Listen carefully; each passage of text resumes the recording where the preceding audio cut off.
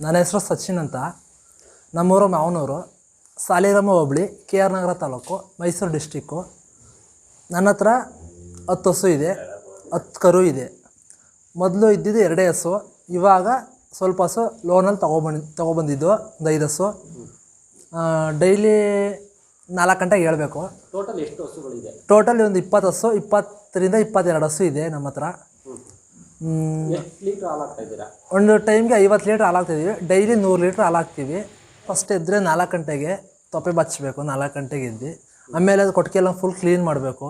Clean ಆದಮೇಲೆ ಅವಕ್ಕೆ ಮೇವು ಫುಡ್ ಏನೈತೆ ಅದು ಫುಡ್ ಕೊಟ್ಟಮೇಲೆ ಹಾಲು ಕರ್ಕೋಬೇಕು. ಆಮೇಲೆ ಈಚೆ ಕಟ್ಟಾಕಿ ಅವೆಲ್ಲ ವಾಶ್ ಮಾಡಬೇಕು. ಅದಾದಮೇಲೆ ಅವಕ್ಕೆ 10 ಗಂಟೆ ಏನು ಹುಲ್ಲು ಹಾಕಲ್ಲ, ಫ್ರೀಯಾಗಿ ಮಲ್ಕೊಳ್ಳೋಕ್ಕೆ ಬಿಟ್ಬಿಡ್ತೀವಿ.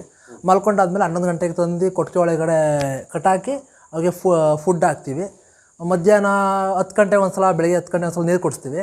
ಮಧ್ಯಾಹ್ನ 2:30, 3 ಗಂಟೆ ಒಂದು ಸಲ ನೀರು ಕೊಡಿಸ್ತೀವಿ. ಡೈಲಿ ಎರಡು ಟೈಮ್ ಹುಲ್ಲು ಹಾಕ್ತೀವಿ. ಬೆಳಗ್ಗೆ 10 ಗಂಟೆ ಒಂದು ಸಲ ಹುಲ್ಲು ಹಾಕ್ತೀವಿ. ಮಧ್ಯಾಹ್ನ 1 ಗಂಟೆಯಿಂದ 2 ಗಂಟೆ ಅಷ್ಟೊಳಗೆ ಹುಲ್ಲು ಹಾಕ್ತೀವಿ. ಸಂಜೆ 3 ಗಂಟೆ 4 ಗಂಟೆಗೆ ಮೇವು ಸ್ಟಾಪ್ ಮಾಡಿ 4 ಗಂಟೆಗೆ ಫುಡ್ ಕೊಡ್ತೀವಿ ಕಲ್ಗುಚ್ಚೋದಕ್ಕೆ. 5 ಗಂಟೆ 5:15ಗೆ ಹಾಲು ಕರಿತೀವಿ. 5:30 ಹಾಲು ಕರೆದ್ಮೇಲೆ ತಿರ್ಗಾ ಕೊಟ್ಟಿಗೆಲ್ಲೂ ಹಾಲು ಕರೆದಿರ್ತೀವಲ್ಲ ಅದನ್ನ ಫುಲ್ ಕ್ಲೀನ್ ಮಾಡಬೇಕು, ವಾಶ್ ಮಾಡಿಬಿಟ್ಟು.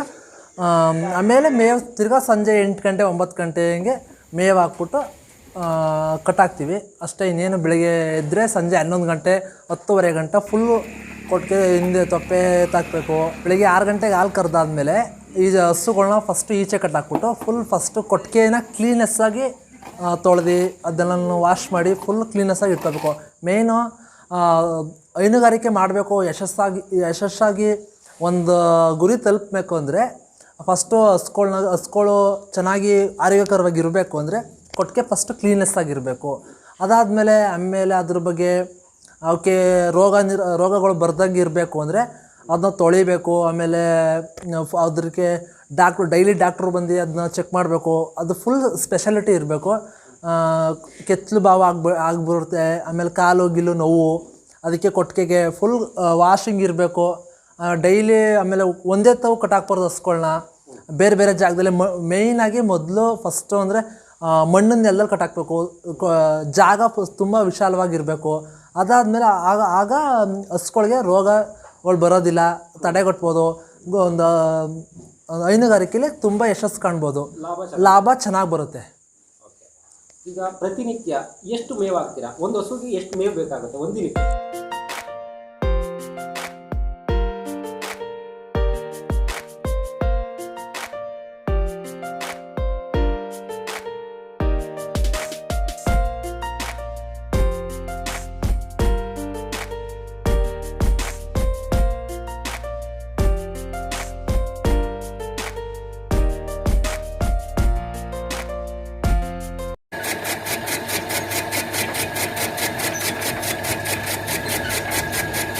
ಹಸುಗೆ ಒಂದು ದಿವಸಕ್ಕೆ ಇಲ್ಲ ಅಂದರೂ 20ರಿಂದ 30 kg ಮೇವು ಬೇಕಾಗುತ್ತೆ. 6ರಿಂದ 8 kg ಫುಡ್ ಬೇಕಾಗುತ್ತೆ. ಅದು ತಿಂಡಿ ಬೇಕಾಗುತ್ತೆ. ಪೀಡ್ಸ್ ಇರ್ಬೋದು, ಚಕ್ಕಂಡಿ ಇರ್ಬೋದು, ಕಡಲೆ ಒಟ್ಟು ಇರ್ಬೋದು, ಚಿನ್ನಿ ಪೀಡ್ಸ್ ಇರ್ಬೋದು, ಯಾವುದೇ ಒಂಥರ ಮಿನರಲ್ ಮಿಕ್ಸ್ಚರ್ ಇರ್ಬೋದು. ಆರೋಗ್ಯಕರವಾಗಿರಬೇಕು ಅಂದರೆ ಮೇವು ಇಲ್ಲ ಅಂದರೆ ಡೈಲಿ 20ರಿಂದ 30 kg ಬೇಕು. ಫುಡ್ ಮಾತ್ರ ಒಂದು 6ರಿಂದ 8 kg ಬೇಕೇ ಬೇಕು. ಡೈಲಿ 3 ಟೈಮ್ 4 ಟೈಮ್ ನೀರು ಕುಡಿಸ್ಬೇಕು. ಆರೋಗ್ಯಕರವಾಗಿರಬೇಕು ಅಂದರೆ, ಅದು ಚೆನ್ನಾಗಿ ಮಲ್ಕಾಡಬೇಕು ಅಂದರೆ ಡೈಲಿ ಡಾಕ್ಟರ್ ಸ್ಪೆಷಾಲಿಟಿ ಇರಬೇಕು. ಅದೆಲ್ಲ ಇದ್ದರೆ ಹಸು ಆರೋಗ್ಯಕರವಾಗಿರ್ತದೆ. ಆಮೇಲೆ ಒಂದು ಹಸು ಇಷ್ಟು ಮೇವನ್ನು ಸೇವಿಸ್ತದೆ. ಆಮೇಲೆ ಡೈಲಿ ಅದು ಮಲ್ಕಾಡ್ತೈತೆ ಏನು ಅಂತ ಅದ್ರ ಬಗ್ಗೆ, ಆರೋಗ್ಯದ ಬಗ್ಗೆ ಡೈಲಿ ಒಂದು ಗಮನಿಸ್ತಾ ಇರಬೇಕು. ಹೈನುಗಾರಿಕೆಗೆ ಮೊದಲು ಇಂಪಾರ್ಟೆಂಟಾಗಿ ಹಸು ಸಾಕಬೇಕು ಅಂದರೆ ಅವಕ್ಕೆ ಮೇವು ಚೆನ್ನಾಗಿ ಬರಬೇಕು ಅಂದರೆ, ಪೌಷ್ಟಿಕವಾದ ಆಹಾರ ಸಿಗಬೇಕು ಅಂದರೆ ಫಸ್ಟ್ ಜಮೀನು ಇರಬೇಕು, ಅದಕ್ಕೆ ರಾಸಾಯನಿಕ ಗೊಬ್ಬರ ಹಾಕಿರಬೇಕು. ಈ ನಮ್ಮ ಹತ್ರ ಒಂದು 20 ಹಸು ಇದೆ ಅಂದರೆ ಒಂದು ತಿಂಗಳಿಗೆ ಮೇವಾಗಷ್ಟು 1 ಎಕರೆ ಹುಲ್ಲು ಬೇಕು. ಈಗ ಹಸಿ ಒಣಲಲ್ಲ, ಹಸಿ ಹುಲ್ಲೇ 1 ಎಕರೆ ಬೇಕಾಗುತ್ತೆ ಒಂದು ತಿಂಗಳಿಗೆ. ಒಂದು 20 ಹಸುಗೆ 1 ಎಕರೆ ಹುಲ್ಲು ಬೇಕಾಗುತ್ತೆ. ನಮ್ಮ ಹತ್ರ ಒಂದು 20 ಹಸು ಇದೆ. ಒಂದು 3 ತಿಂಗಳಷ್ಟು 3 ಎಕರೆ ಹಾಕಿರ್ತೀವಿ. ಬ್ಯಾಚ್ ಮಾಡಿರ್ತೀವಿ. ಅದು ಇದು ಕಟಾವಾಗೋಷ್ಟ್ರೊಳಗೆ ಅದು ಬರುತ್ತೆ, ಅದು ಕಟಾವಾಗೋಷ್ಟ್ರೊಳಗೆ 2 ಬ್ಯಾಚ್ 3 ಬ್ಯಾಚ್ ಮಾಡಿರ್ತೀವಿ. ಟೋಟಲ್ ಎಷ್ಟು ಎಕರೆ ಮೇವು ಇದೆ ಸರ್? ಟೋಟಲಾಗಿ ಒಂದು 3 ಎಕರೆಯಿಂದ 4 ಎಕರೆ ಮೇವೈತೆ ಇವಾಗ. ಒಣಹುಲ್ಲು ಏನು ಹಾಕ್ತೀರಾ? ಒಣಲು ಅದೇ ನೆಲ್ಲುಲ್ಲು ಹಾಕ್ತೀವಿ, ಒಣಲು ಅಷ್ಟು ಬಿಟ್ರೆ ಇನ್ನೇನು ಹಾಕಲ್ಲ. ಹಸ್ರುಲ್ಲಾಗಿ ಏನು ಯಾವ ಹುಲ್ಲು ಹಾಕ್ತಿದ್ರೆ? ಜೋಳದ ಕಡ್ಡಿ, ಸೀಮೆ ಹುಲ್ಲು, ಆಮೇಲೆ ಡೈರಿದು ಕಡ್ಡಿ ಬಂದೈತೆ ಅದು ಹಾಕ್ತೀವಿ, ಫಾರ್ಮಿಂಗ್ ಹುಲ್ಲು ಐತೆ ಅದು ಹಾಕ್ತೀವಿ, ಹೊಸ ಹೊಸ ಬೀಜ ಕೊಟ್ಟೈತೆ, ಬೀಜ ಕೊಟ್ಟವ್ರೆ ಡೈರಿ ಕಡೆಯಿಂದ ಬೀಜ ಕೊಟ್ಟಿದ್ರೆ ಅದನ್ನ ಹಾಕಿದ್ವಿ. ಹುಲ್ಲು ಡಿಗ್ರಿ ಬರಲಿ ಅಂತ ಫ್ಲ್ಯಾಟ್ ಮತ್ತು ಡಿಗ್ರಿ ಬರಲಿ ಅಂತ ಜೋಳ ಮೆಕ್ಕೆಜೋಳ ಹಾಕ್ತೀವಿ, ಆಮೇಲೆ ಕಡಲೆ ಹಿಂಡಿ ಹಾಕ್ತೀವಿ. ಫುಲ್ ಜೋಳ ನೆಲ್ಲುಲ್ಲು ಹಾಕ್ಬೇಕು. ಆಮೇಲೆ ಚೆನ್ನಾಗಿ ನೀರು ಕುಡಿಬೇಕು ಅಂದ್ರೆ ದನ ಮಲ್ಕ್ ಹಾಕ್ಬೇಕು ಅಂದ್ರೆ ನೆಲ್ಲುಲ್ಲು ಹಾಕ್ಲೇಬೇಕು. ಒಂದು ಟೈಮು ಬೆಳಿಗ್ಗೆ ಒಂದು 8 ಗಂಟೆ, ಎಷ್ಟು ಎಕರೆ ಬೇಕಾಗುತ್ತೆ? 20 ಹಸುಗೆ ಒಂದು 4ರಿಂದ 5 ಎಕರೆ ಹುಲ್ಲು ಬೇಕಾಗುತ್ತೆ ಒಂದು ವರ್ಷಕ್ಕೆ. ಒಂದು ವರ್ಷಕ್ಕೆ ಅದಾದಮೇಲೆ ಫುಲ್ ಒಣಲು ಒಂದು ಬ್ಯಾಚ್ ಮಾಡಿದ್ರೆ 2 ಬ್ಯಾಚ್ 3 ಬ್ಯಾಚ್ ಮಾಡಿದ್ವಿ. ಒಂದು 20 ಹಸುಗೆ ಒಂದು 5ರಿಂದ 6 ಎಕರೆ ಹುಲ್ಲು ನಾವು ಶೇಖರಿಸಿರ್ತೀವಿ. ಅವಕ್ಕೆ ಆಗಷ್ಟು ಒಂದು ವರ್ಷಕ್ಕೆ ಆಗಷ್ಟು ಅವು ಆದಮೇಲೆ ಇವಾದ್ಮೇಲೆ ಬ್ಯಾಚ್ ಮಾಡಿ ಹಾಕ್ತೀವಿ ಅವಕ್ಕೆ ಹುಲ್ಲು. ಈಗ ತಿಂಡಿ ಎಷ್ಟು ಹಾಕ್ತೀರಾ ಒಂದು ಹಸುಗೆ? ಎಷ್ಟು ರೂಪಾಯಿ ತಿಂಡಿ ಬೇಕಾಗುತ್ತೆ ಒಂದು ದಿವಸಕ್ಕೆ? ಈ ಹಸು ಮೇವು ಫುಡ್ ಬೇಕು ಅಂದರೆ 4ರಿಂದ 5 kg ಫುಡ್ ಹಾಕ್ಬೇಕಾಗ್ತದೆ. ಒಂದು ಗಬ್ದಸ್ಗೆ 2 kg ಹಾಕ್ತೀವಿ ಒಂದು ಟೈಮ್ಗೆ. ಒಂದು ದಿವ್ಸಕ್ಕೆ 4 kg ಹಾಕ್ತೀವಿ. ಈಗ ಹಾಲು ಕೊಡೋಕ್ಕೆ ಫ್ರೆಶ್ಶು ಈಗ ರನ್ನಿಂಗ್ ಇರೋಕ್ಕೆ 3ರಿಂದ 4 kg, 4ರಿಂದ 5 kg ಹಾಕ್ತೀವಿ. ಇದಕ್ಕೆ ತಿಂಡಿ ಅಂದರೆ ಕಡಲೆ ಬೂಸ, ಚಕ್ಕೆ ಫೀಡ್ಸು, ರವೆ ಬೂಸ, ಒಂದು 4ರಿಂದ 5 ಥರ ಹಾಕ್ತೀವಿ. ಫುಡ್ಡು ಎಲ್ಲ 1 kg ಹಾಕ್ತೀವಿ ಒಂದೊಂದು ಟೈಮ್ಗೆ. ಒಂದು ಟೈಮ್ಗೆ ಒಂದು 5ರಿಂದ 6 kg ಹಾಕ್ತೀವಿ. ಖರ್ಚು ಒಂದು ಟೈಮ್ಗೆ 150ರಿಂದ 200 ರೂಪಾಯಿ ಬೀಳ್ತದೆ. ಒಂದು ದಿವಸಕ್ಕೆ 300 ರೂಪಾಯಿ ಬೀಳುತ್ತೆ. ಈ ಹಸು ಒಂದು ಟೈಮ್ಗೆ 10ರಿಂದ 12 ಲೀಟ್ರ್ ಹಾಲು ಕೊಡುತ್ತೆ.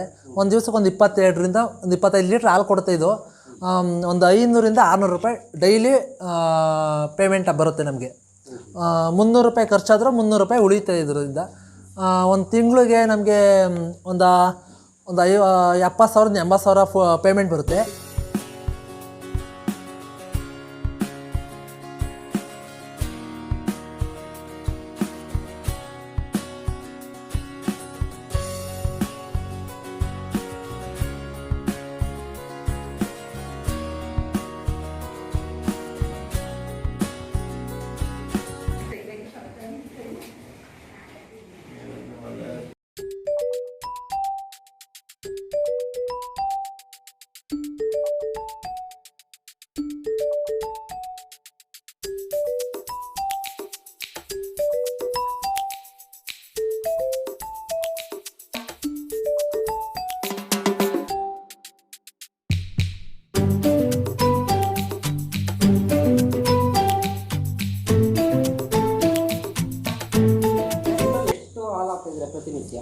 ಪ್ರತಿನಿತ್ಯ ಒಂದು ದಿವಸಕ್ಕೆ 100 ಲೀಟ್ರ್ ಹಾಲಾಗ್ತದೆ. 100ರಿಂದ 110 ಲೀಟ್ರ್ ಗಂಟ ಹೋಗುತ್ತೆ.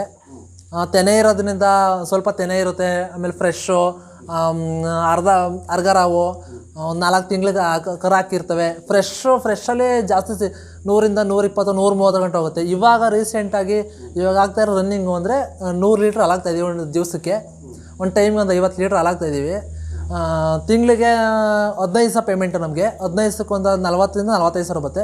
ತಿಂಗಳಿಗೆ ಒಂದು 90,000 ಬರುತ್ತೆ. ಅದರಲ್ಲಿ 40,000 ರೂಪಾಯಿ ಹೋದ್ರೂ ಇನ್ನು 50,000 ರೂಪಾಯಿ ಉಳಿಯುತ್ತೆ. ಅದರಲ್ಲಿ ಡಾಕ್ಟ್ರ್ ಫೀಸು ಅದು ಇದು ಅಂತ ಒಂದು 10,000 ರೂಪಾಯಿ ಹೋದ್ರೆ ಒಂದು ತಿಂಗಳಿಗೆ 40,000 ರೂಪಾಯಿ ಡೈಲಿ ಪೇಮೆಂಟ್ ಉಳಿಯುತ್ತೆ. ಇನ್ಕ್ರೀಸ್ ಆಯ್ತದೆ ನಮಗೆ.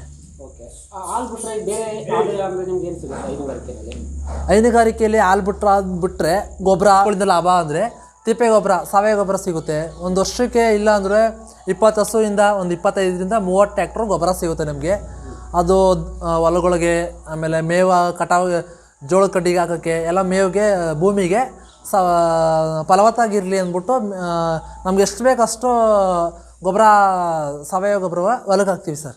ಅದರಿಂದ ಅಷ್ಟು ಉಳಿಯುತ್ತೆ. ಇನ್ನು ಬೇರೆ ಕಡೆಯಿಂದ ಗೊಬ್ಬರ ತೊಗೊಂಡು ಮಾಡಿ ಖರ್ಚು ಬೀಳುತ್ತೆ. ನಮ್ಮ ಹಸ್ಗಳಿದ್ರೆ ನಾವು ನಮ್ಮ ಜಮೀನಿಗೆ ತುಂಬ ಪೌಷ್ಟಿಕವಾದ ಗೊಬ್ಬರ ಹಾಕಿ ಉತ್ತಮವಾದ ಇಳುವರಿ ತೆಗಿಬೋದು ಸರ್. ನಾವು ಒಂದು ಹಸು ಹೆಣ್ಗಾರು ಹಾಕಿದ್ರೆ ಅದರಿಂದ ಲಾಭ ಅಂದರೆ, ಒಂದು ಹೆಣ್ಗಾರು ಹಾಕಿದ್ರೆ ಒಂದೂವರೆ ವರ್ಷಕ್ಕೆ ತೆನೆ ಆಗುತ್ತೆ. ತೆನೆಯಿಂದ ಇಲ್ಲ ಅಂದರೆ ಒಂದು HF ಹಸು, ಬ್ರೀಡ್ ಹಸು, ಒಂದು ಹೆಣ್ಗಾರು ಹಾಕಿದ್ರೆ, ಬ್ರೀಡ್ ಕರು ಹಾಕಿದ್ರೆ 60ರಿಂದ 70,000 80,000 ಗಂಟ ಅದು ಬೆಲೆ ಬಾಳುತ್ತೆ.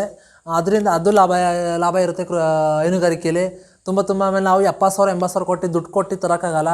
ಅದರಿಂದ ನಮ್ಮ ಹತ್ರ ನಮ್ಮ ಗ್ಯಾರಂಟಿ ಹಸು ಅದು ಇದ್ದರೆ, ಅದು ಚೆನ್ನಾಗಿರೋ ಕರು ಹಾಕಿದ್ರೆ ಅದು ನಮಗೆ ಗ್ಯಾರಂಟಿ ಇರುತ್ತೆ. 60ರಿಂದ 70,000 ರೂಪಾಯಿ ಕೊಟ್ಟು ಕೊಂಡ್ಕೊಳಕ್ಕಾಗಲ್ಲ. ನಮ್ಮ ಹತ್ರ ಕರು ಸಾಕಿದ್ರೆ 1 ವರ್ಷ 2 ವರ್ಷ ಗಂಟ ಸಾಕಿದ್ರೆ 1 ವರ್ಷಕ್ಕೆ ಈಟು ಬರುತ್ತೆ. 14 ತಿಂಗಳಿಗೆ ದಷ್ಟಪುಷ್ಟವಾಗಿ ಮೇಯಿಸಿದ್ರೆ 14 ತಿಂಗಳಿಗೆ ಈಟಿಗೆ ಬಂದು 1 ವರ್ಷಕ್ಕೆ ಎಲ್ಲ ಕರು ಹಾಕುತ್ತೆ. 1 ವರ್ಷ 24 ತಿಂಗಳು 26 ತಿಂಗಳಿಗೆಲ್ಲ ಕರು ಹಾಕುತ್ತೆ. ಚೆನ್ನಾಗಿ ಮೇವು ಹಾಕಿದ್ರೆ ಅದಕ್ಕೆ ಮಿನರಲ್ ಮಿಕ್ಸ್ಚರು, ಆಮೇಲೆ ಫುಡ್ಡು, ಅದು ಚಕಂಡಿ, ಆಮೇಲೆ ಮೊಟ್ಟೆ, ಡೈಲಿ ಹಾಲು, ಅದೆಲ್ಲ ಫುಡ್ ಇನ್ಕ್ರೀಸ್ ಮಾಡ್ಕೊಬಂದರೆ ಅದಕ್ಕೆ ಅದು ಕರುಗೆ ಉತ್ತಮವಾದ ಇಳುವರಿ ಸಿಗುತ್ತೆ. ಆಮೇಲೆ ಕರುನೂ ಚೆನ್ನಾಗಿರುತ್ತೆ, ಗಬ್ಬಾಗಿ ಬೇಗ ನಮಗೆ ಕರುನೂ ಹಾಕುತ್ತೆ. ಆಮೇಲೆ ಹಾಲು ಕೊಡೋಕ್ಕೆ ನಮಗೆ ಸಹಾಯ ಆಗುತ್ತೆ. ಹೈನುಗಾರಿಕೆಯಲ್ಲಿ ತುಂಬ ಯಶಸ್ಸು ಕಾಣ್ಬೋದು ಕರುಗಳು ಸಾಕಿದ್ರೆ.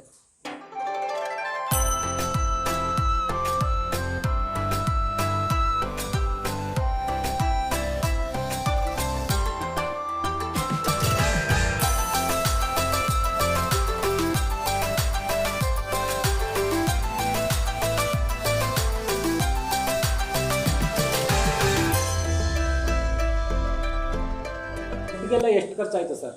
ಶೆಡ್ಗೆ ಇಲ್ಲ ಅಂದ್ರೂ 3 ರಿಂದ 4 ಲಕ್ಷ ರೂಪಾಯಿ ಖರ್ಚಾಗೈತೆ. ಈಗ ವಿಸ್ತೀರ್ಣ ಅಂದರೆ ಉದ್ದ 40 ಐತೆ, ಅಗಲ ಒಂದು 30 ಅಡಿ ಐತೆ. 4 ಲಕ್ಷ ರೂಪಾಯಿ ಖರ್ಚಾಗೈತೆ. ಇವಾಗ ರೀಸೆಂಟಾಗಿ ಒಂದು 2 ವರ್ಷ ಆಯಿತು ಸಡ್ ನಿರ್ಮಾಣ ಮಾಡಿ ನಾವು.